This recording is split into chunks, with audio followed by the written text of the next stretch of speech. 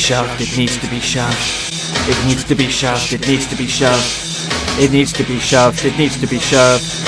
It needs to be shoved, it needs to be shoved. It needs to be shoved, it needs to be shoved, man. It needs to be shoved, it needs to be shoved, man. It needs to be shoved, it needs to be shoved, man.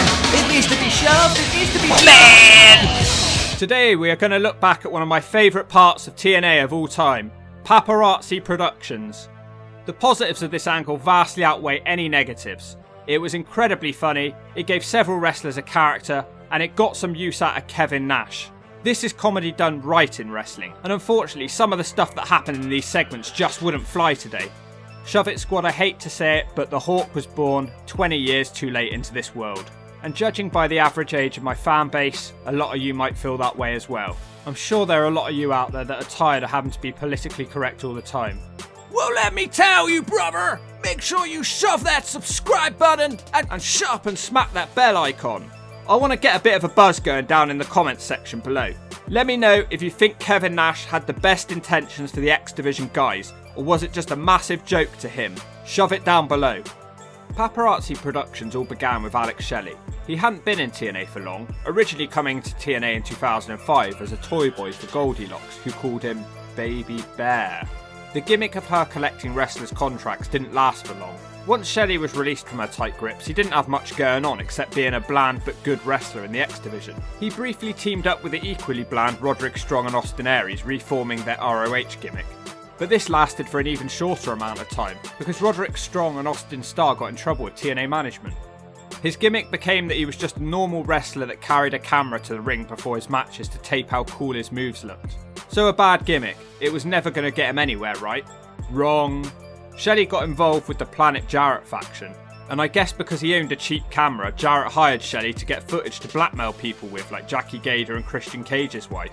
Shelley would be a sort of cameraman for hire, and he would often catch things on camera that the TNA cameraman wouldn't have normally got. In 2006, Alex Shelley became a massive admirer of Kevin Nash. At this time, Shelley was an arrogant heel who was already displaying more character than the entire X-Division put together. Shelley had a two-part segment where he interviewed Kevin Nash, who proceeded to proudly display a graph demonstrating that he was the highest drawing wrestler of all time, while Shelley enthusiastically agreed with everything that he said. Nash finished up by calling the X-Division filler, something that seemed to legitimately upset Mike Tenay. Nash was doing this because he was jealous of Sting, and Nash wasn't being featured much on TV at the time. He said he was going to go after the X-Division title to increase his value. Nash then started a feud with Chris Sabin and the X-Division nerds, whilst he continued to mentor Alex Shelley on how to be a star. The angle was sort of serious at the time. Kevin Nash was portrayed as a heel who told a lot of lies and believed them all. Nash continued feuding with Sabin by wrestling a midget and also referring to him as a Summer Bin Sabin. Nash would beat Sabin at Slammiversary 2006, but Nash and Shelley continued targeting Sabin, and Sabin and Lethal would beat them at the next pay-per-view in a tag match. Johnny Devine would join up with the Paparazzi Productions as an assistant to Alex Shelley. Whatever, it's not really worth talking about, he didn't bring anything to the group, and it was only for a few weeks. Shelley and Nash continued having unscripted conversations, with Nash making eccentric claims about making as much as $100 million in wrestling, and Tiger Woods once telling Nash he wishes he had as much skill as he did. Looking back, Kevin Nash just came across as being higher than the clouds in these segments. The mentoring continued, with Nash referring to Shelley as being like a son to him. The advice started being handed out the other way, as Shelley started advising Nash on how to be an X-Division star. Nash tried to get in the head of an X-Division wrestler, and he was traumatised to know that the X-Division wrestlers don't smoke, drink or go to strip clubs, so this made them look like complete goons. What are they, aliens? No man, you're thinking of LAX. Next up, Alex Shelley brought in two X-Division stars from across the waters for Kevin Nash to test his skills against. This was two wrestlers known as the Madagascar Wrestlers, Super Blue Cross No. 6 and Somalian Joe. Shelley became more and more similar to Nash, making ridiculous claims himself about things, mostly when it came to women. Next up, Kevin Nash held the Open Invitational X-Division Gauntlet Battle Royal match, which was won by a returning Austin Starr who'd not been doing much in TNA for a while due to the aforementioned problems with them. For those of you who don't know, Austin Starr would later become Austin Aries. Austin Starr joined up with the Paparazzi Production group, with Johnny Devine being kicked out for refusing to edit German snuff films for Kevin Nash.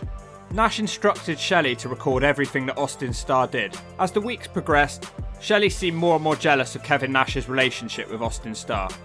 More wrestlers joined up with the Paparazzi Productions, as Sonjay Dutt, Jay Lethal and Senshi started appearing in their segments, as Kevin Nash tested them for steroids. It was revealed during this time that Shelley had chlamydia, something that he would become very proud of.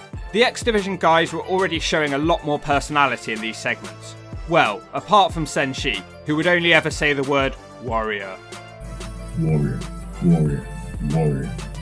I showed you all 5 of these, and every time you say warrior. Nash then constantly accused Sonjay Dutt of being on steroids in almost every segment. I know you're dirty. I know you're on steroids. Wait, no.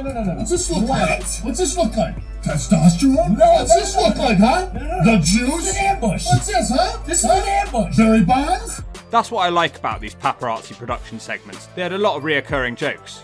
Next up, Kevin Nash created the Paparazzi Championship Series, or the PCS, where Kevin Nash made the X-Division guys compete against each other in a number of different competitions. Nash constantly said that things were Bob Backlund authorised. All of these guys were being completely wacky, apart from Senshi, who was stone cold serious the whole time. Warrior. The first competition was a straight up 5-way match that Warrior won, after Shelley distracted Austin Starr as they were still vying for Kevin Nash's attention. The second competition was a push-up competition, with Sonjay Dutt putting his butt in people's faces. Why do I have to go first? Because you're black. Everyone ganged up in Sonjay Dutt in this segment, mocking him for his steroid use. Bob Backlund. There's nothing there. Doesn't say anything. It's Bob Backlund authorized. I'm making it big. No. You're Come on, agitated because you're on I want to see something. what he's made of. I want to see what he's made of. Energy all kicking in? Kevin Nash referred to one of Sonjay Dutt's pimples as a needle hole.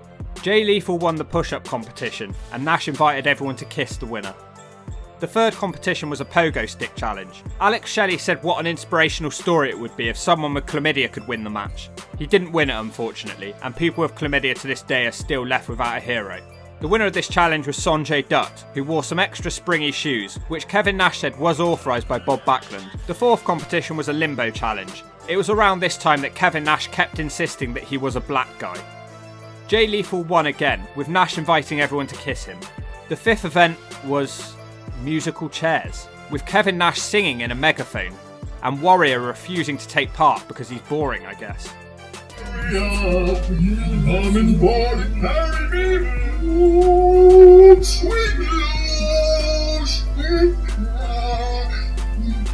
Easy, Grayson.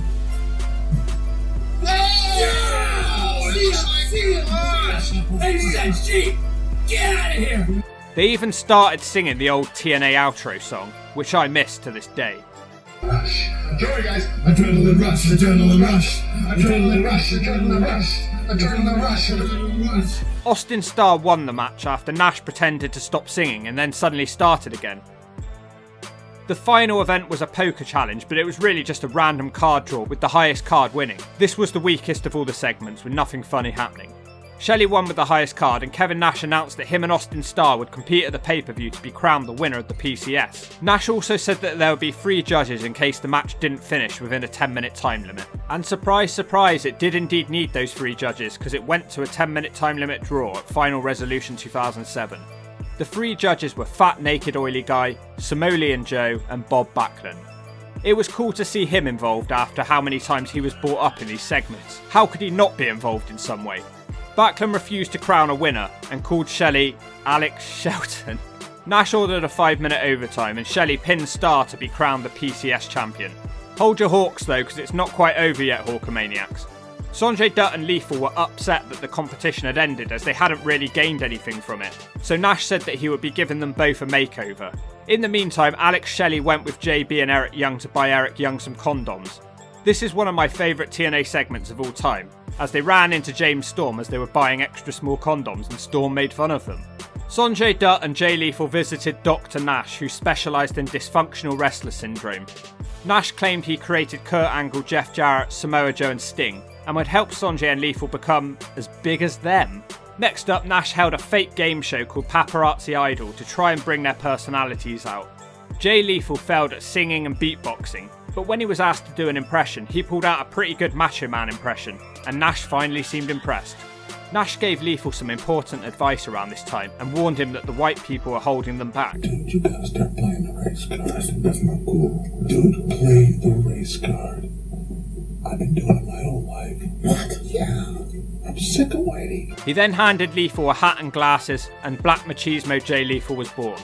So Shelley and Lethal had both benefited from Kevin Nash and the PCS, but Sonjay Dutt, well, Nash didn't really seem to have anything for him, except his old cape from when he was Oz in WCW.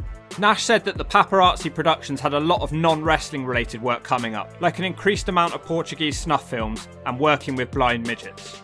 Shelley started harassing Bob Backlund, as him and Sabin stole his book. The team would go on to become known as the Motor City Machine Guns, the current Impact Wrestling Tag Team Champions, and one of the best tag teams in TNA history.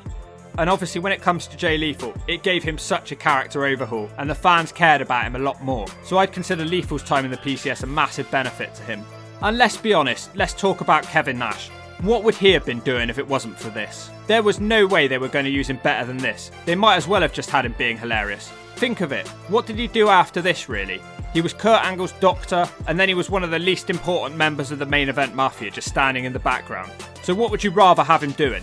So Nash, Shelley and Lethal in the PCS were all a success, but what happened to the others? Sonjay Dutt would be a complete joke, and Nash wasn't able to give him a suitable makeover.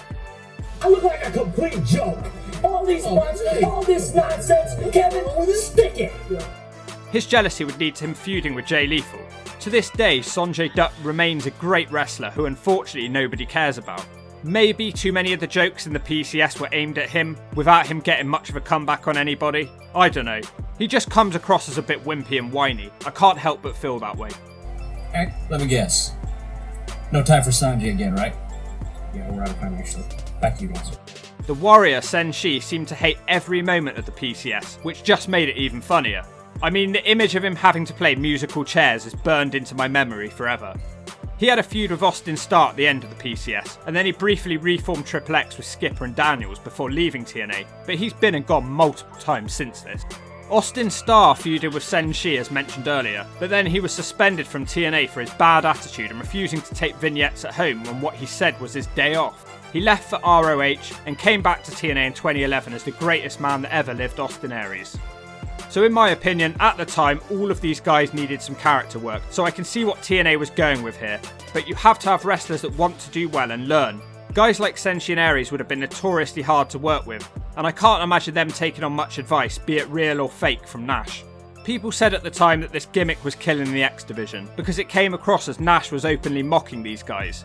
So Jay, have you ever actually administered a lethal injection? I don't buy all of that, I just saw it as a bunch of guys showing more personality during a couple of months than the rest of their careers combined. You know, I will say this though, I personally think Nash really liked the X-Division guys. He was known to hang out with them rather than the established stars backstage. There was also an incident in 2009 when the Dudley boys gave Chris Sabin a concussion and knocked him out, but they showed little remorse for him and carried on the match. Nash flipped out at the Dudleys backstage, and the TNA production crew also got it in the neck. Nash was angered because no one protected Sabin, and this earned him even more respect from the younger TNA talents. And if you don't agree with that, then shove it. And let me know down below if you think Kevin Nash had the best intentions for these guys, or if you think he was just making fun of them. Oh, LOL, we're laughing out loud.